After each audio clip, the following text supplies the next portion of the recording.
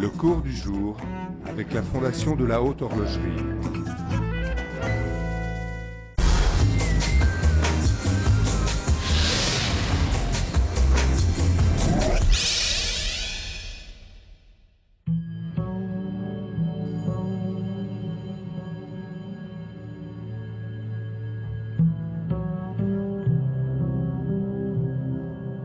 Je pense que la valeur perçue il y a quelques années encore d'une montre qui était en or, qui pesait lourd, donc qui était synonyme d'une grande valeur, est pour nous quelque chose de dépassé.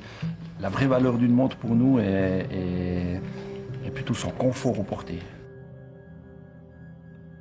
Il est vrai que la particularité de nos mouvements, c'est d'avoir un maximum de platine ou de pont en titane. Une fois de plus, c'est une recherche du confort, mais qui passe pour nous par la légèreté et la résistance du matériau. Pour les mouvements, on utilise ce qu'on appelle le nid d'abeille. Ce sont des petites couches, des fines petites couches qui sont forgées et ensuite qui sont soudées ensemble. Nous avons développé il y a quelques années en arrière des boîtes en alusic, c'est un aluminium au silicium. Sa mise en œuvre est extrêmement délicate. Les boîtes se faisaient par centrifugation de la matière.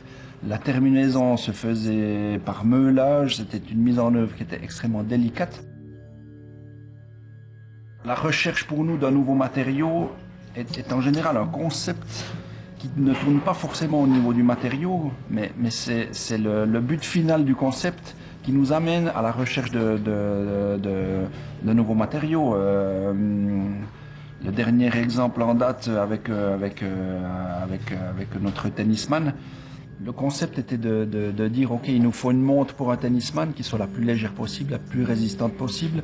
Vous pouvez bien vous imaginer que pendant un match de tennis, cette montre subit énormément de chocs, mais aussi beaucoup de jets en termes de mouvement. Donc on a dû trouver des matériaux tels que l'aluminium lithium pour le mouvement, qui sont des matériaux qui sont très résistants, mais en même temps extrêmement légers.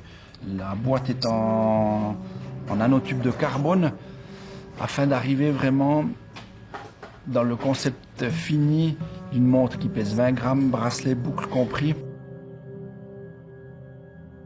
Je pense que la chance que nous avons en Suisse et dans l'industrie horlogère suisse, c'est que nous sommes dans un bassin ici, dans le Jura suisse.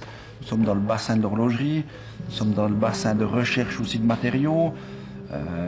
Je pense que c'est très intéressant de pouvoir participer aussi à l'évolution de l'horlogerie dans ces recherches de matériaux.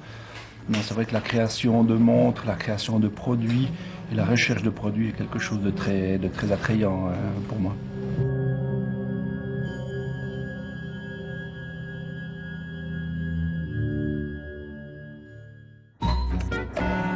Le cours du jour avec la Fondation de la Haute Horlogerie.